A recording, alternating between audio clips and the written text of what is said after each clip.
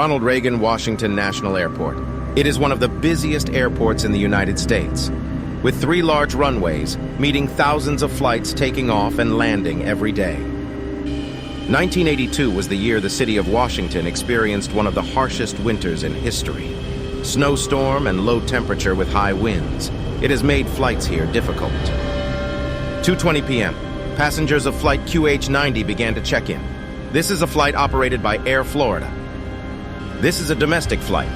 There is a route from Washington City to F.L. Lauderdale International Airport. This flight has one stop at Tampa International Airport. Flight QH-90 will be later than scheduled due to weather. Outside, the Boeing 737-200 is preparing for flight QH-90. Air Florida is a low-cost airline, established and operating since 1971. The majority of the fleet is Boeing 737 along with some McDonnell's wide-body aircraft. From its founding until 1982, Air Florida experienced a hijacking in 1980, but fortunately no one was killed. The captain of the flight was Captain Larry Wheaton, 34 years old. He has 8,300 hours of flying experience, including 22 hours of commercial flight, and just worked for Air Florida, and this was also the first airline he worked for. Wheaton was described by his colleagues as a quiet person, have good operating skills and knowledge. However, in 1980, he was suspended from flying for failing to comply with the flight safety rules on the Boeing 737. He completed the test after 2 times with 1 bad score. The co-pilot is Mr. Roger Pettit, 31 years old. He has 3,353 hours of commercial flight experience. He is a fighter pilot in the United States Air Force, F-15 fighter instructor. The co-pilot was described by friends as a funny and intelligent person. He is physically and mentally great. He's the type of pilot who wouldn't hesitate to speak up if he knew something was wrong with his flight operations. 3:35 p.m. The passengers began to move onto the plane. Current temperature is -4 Celsius. There were 74 passengers on board and 5 crew members. All there are 79 people on QH-90. After the passengers boarded the plane, the crew asked to clean the ice and snow on the wings to ensure safety. The ice-breaking service was chartered by Air Florida from American Airlines. The 2 trucks carrying the defrosting solution did their job well. But the ice-breaking team didn't know that. They made a fatal mistake. The de-icing solution consists of hot water and a solution of monopropylene glycol. Under the agreement, the ground de-icing service must de-icing the pitot tubes, engine inlets, and wings. But American Airlines employees didn't follow those rules. They chose different proportions and ingredients to save costs. Monopropylene glycol solution should be 30% in the mixture, but in reality, the staff made only 18% of this solution. This causes the ice on the wing to be only half removed. Another passenger captured the Boeing 737 after 10 minutes of de-icing.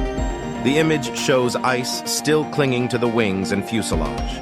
3:46 p.m. QH-90 claimed to be pushed back, but the staff realized that they could not push the plane out of the parking lot because the ice on the plane's wheels was too thick.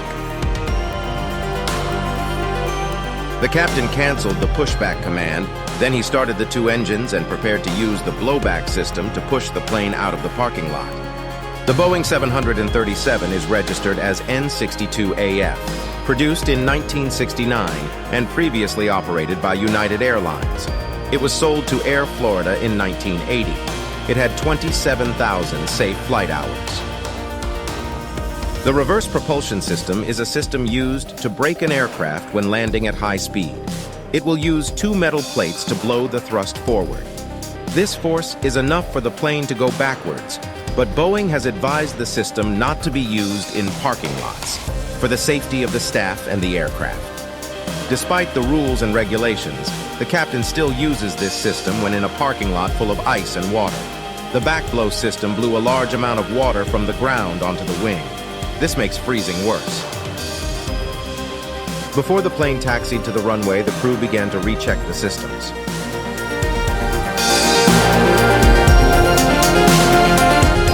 checked, but both pilots forgot to turn on the anti-freeze system. In the process of moving to the runway, the co-pilot found that the ice on the wings was quite thick. He immediately informed the captain to return to break the ice, but the co-pilot's request was denied by the captain. The captain reasoned that they were following a DC-9 with a rear engine, and he believes the engine exhaust from the DC-9 will help melt the ice on the Boeing 737. The crew forgot to turn on the anti-freeze system for the engine. This is an extremely important system in cold weather, because in the Boeing 737 engine, there are two speed sensors located in the nose of the engine and in the exhaust wing.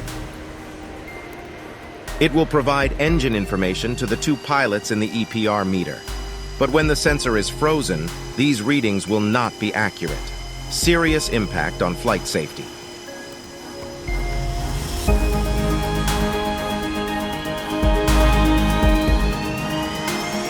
The plane ramped up its engine power to gain momentum for takeoff.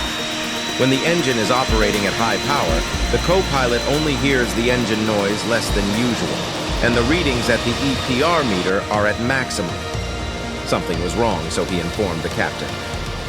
At this time, the EPR is only 1.7, but the clock is saying 2.04. This means that thrust is getting weaker to take off. Ice on the wings of an airplane is a dangerous case. The wing is the main part that generates the main lift for the aircraft.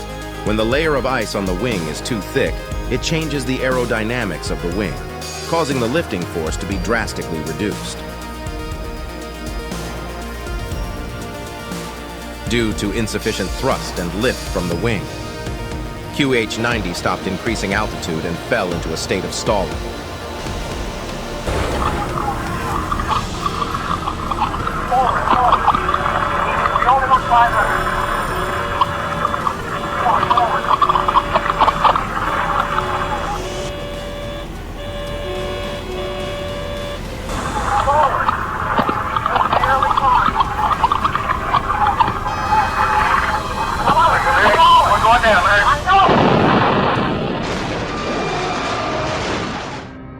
QH-90 crashed over the bridge, fell into the Potomac River. It crashed into 7 vehicles on the ground, killing 4 people on the ground. There were 74 people on board the plane that died, and 5 people survived because they quickly sat with their heads when the plane was about to crash. The crash sent Air Florida into crisis. 2 years after the incident occurred, this airline is officially bankrupt. An investigation has taken place to find out the cause of this tragic accident. Pilot error was the main cause of the crash. There was also a ground service fault during the de-icing of the aircraft. The captain was too subjective, did not turn on the anti-freeze system, and repeatedly ignored 2 warnings from his colleagues. He did not realize that the engine capacities were so misleading.